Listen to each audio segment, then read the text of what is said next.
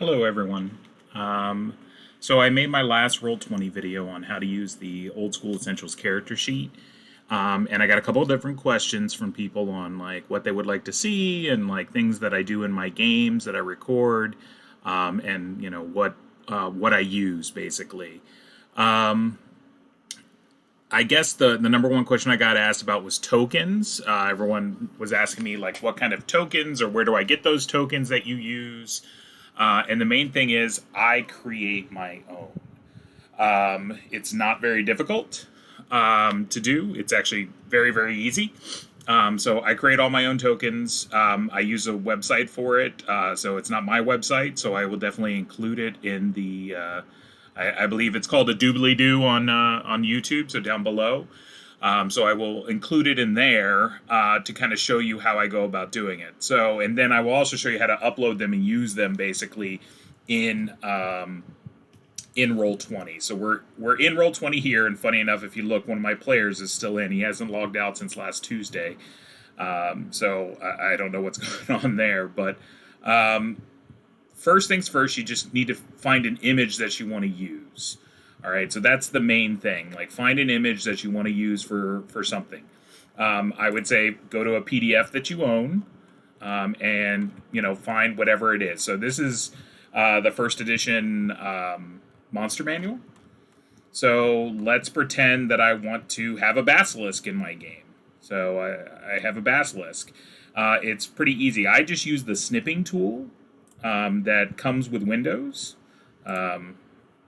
So the snipping tool comes up. If you don't know how to get the snipping tool, if you just go down to your search bar here and just put snip in, it should be the first thing that comes up. And all this does is it does a screen capture, but you can kind of target it. So got the snipping tool. I have mine pinned down here on my toolbar because I use it a lot. So you just hit new, and then the screen's going to kind of go white, and then we just kind of grab the image that we want to use. So there we go. We have an image of a basilisk, and then I just save it. So I always save over the same ones because I don't want a bunch of pictures on my hard drive, but I just save it. And it says it already exists. Do I want to replace it? Yes. Because I'm sure I took a picture of something else and made a token out of it. And then you can just close it. So you can just close the snipping tool now that you have your image. And then you can also do this with any image that you have downloaded. But this is just the way that I grab them from things. So then you go over to this website, rolladvantage.com/tokenstamp. Is what I use. It's a great website. It's free. So I would highly recommend becoming a patron because this is, a great website to use. It says drag your images here to start, or you can just do choose image over here on the right-hand side. So I'll choose the image. I'm going to go to my downloads, or I'm sorry, my pictures, and find it. There's the basilisk that we did. And now all you got to do is kind of frame it to where you kind of want it. So let me kind of move. Boom. And then you can kind of see a preview of what it's going to look like for the token up here. So that looks pretty good to me. You can resize it if you wanted to. I don't like having edges, so you could do like almost the whole thing. If you wanted to like put the whole image in there, you could. I just don't like the way that looks. You can also change the background color. Like if I just wanted it instead to be black behind it, you can do that. So you can just have like a free-floating image. But you can adjust it however big you want. Say you just want the snout, you could do that. So you could just have a picture of a basilisk like that. So say that's the image we want. All you got to do is hit download, and it'll download down here into your downloads file. But it's also right here on your Chrome if you're using it. So then we go back to our game. And all we have to do is upload. So just drag and drop it.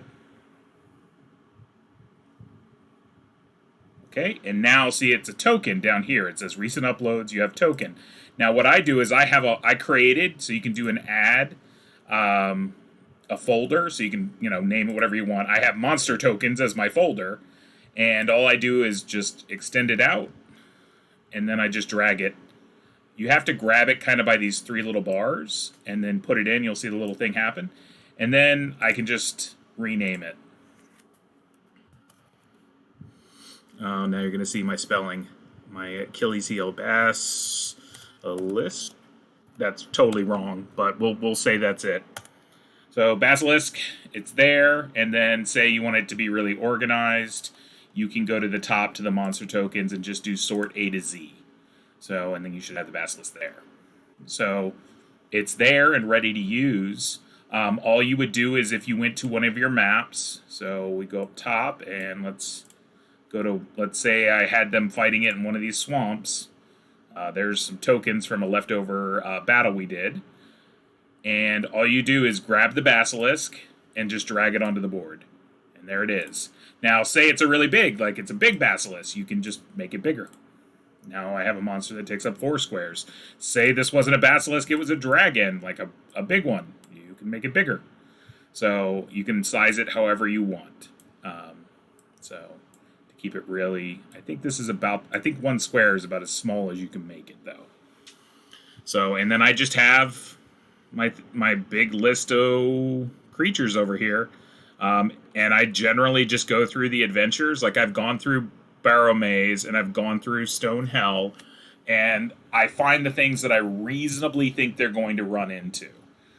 So I look at the random encounter tables for their level. I look at some of the stuff that they're probably going to visit. Like odds are if they're in Barrow Maze and they've only explored, the first, 7 or 8 barrows, they're probably not going to jump and skip to number 66. That's probably not going to happen. So I prepare for maybe the first 12. And then when they start creeping in on that number 12, then I'll extend it out and I'll create a few more for things that I think. I also took some of these images straight from the Barrow Maze, like Barrow Guardians. Well, in Barrow Maze itself, I have the PDF. They're in there. They have pictures of them, so I just take a picture of it and take it over to the token stamp area and make a token out of it. And if you want more than 1 token, just drag more. So there's 4 basilisks now. And so it's pretty easy to do. And a lot of times you'll see in game, I'll right click on the token, and I usually use the red because it looks like blood. And that's where I put in, like, they'll do damage. Like, oh, they did 23 damage to it. So, and a lot of times you can do these little markers here to add things to them. And usually if they've been hit, I'll add a red. Just so I know which ones have been hit and which ones haven't been hit. So then when I look at it, 23. Make sure you hit enter. If you don't, it won't save. So 23.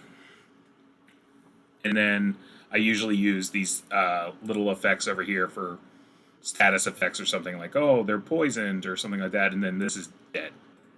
I usually X them out when they're dead.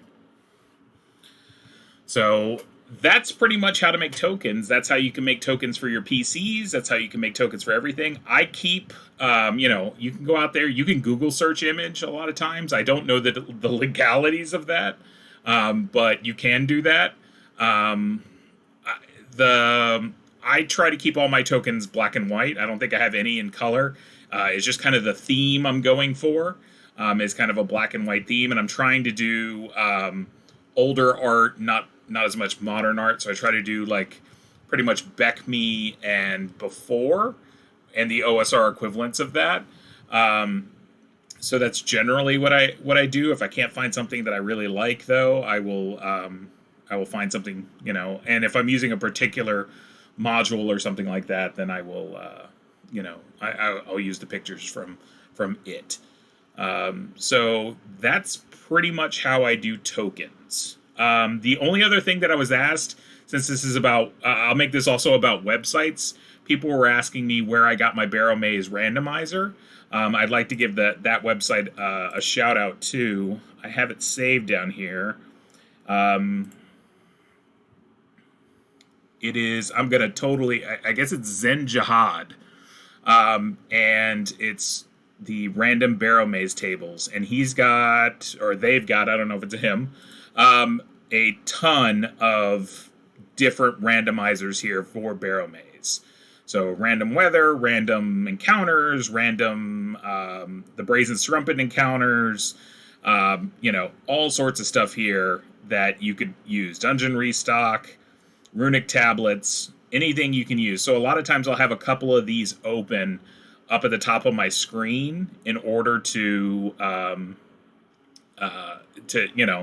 if I want the random weather or something like that, or the Brazen Strumpet. Usually I'll figure that out, right as they're kind of going in. The other one that I use a lot, the other website that I use a lot, go to my bookmarks, is the Old School Essentials, Necrotic Gnome Generators, and SRD. So I use these a lot. It's got your encounters that you can do. So I can do a random encounter if I just want to, they're in the swamp a lot, so let's do that. Okay, they run into fire beetles. And then you click on fire beetle, and it's going to give you all the stats and everything you need. And then once you're on this page, too, I keep this open because it's the SRD. And if they run into another monster, I can put it in here, like zombie. Boom. And then I got the stats for zombies. So I don't have to do a lot of book flipping during game. I can just use the website. So these are pretty much, a lot of the resources that I use to run my 2 games. I am hoping that, like I said, people are enjoying the videos kind of on how to use Roll20 a little bit better. I think this one's more generalized, not just for Old School Essentials. I think almost any game can benefit from how to create tokens and stuff like that. You could use this for Star Wars. You could use this for second edition D&D. You could use this for Genesis system. You could do it, whatever you want. If you're using a map, you can definitely use this. So, like I said, I'll include the websites below in the YouTube. And the other request that people have been asking for is maps and how to do maps. So I'm going to make a separate video for maps and how to do them and how to put them in your game and make sure they're kind of centered and they align with what they call the grid and all the different layers, the map layers and things like that. That can get a little confusing to new people on Roll20. It took me a little bit to figure it out, but I will definitely kind of guide you through that. I will also show you how you can take a map that's in that you have a PDF of. You can take that map and you can kind of scrub it so that your players can't see all the secret passages and everything like that. It takes a little bit of work. And I had to learn a little bit on it, but I will definitely go into that as well. So I'll show you all the stuff. And as usual, most of this stuff is free. Like I don't pay for any of these resources for the most part. Except the PDFs that I've purchased. Okay. I hope everyone liked that. And it was relatively short and sweet. If you have any questions, make sure to put them in the comments. And if you have any suggestions or if you have any things where you would like me to go over, please ask and I will. All right. Y'all have a good one and have fun gaming out there.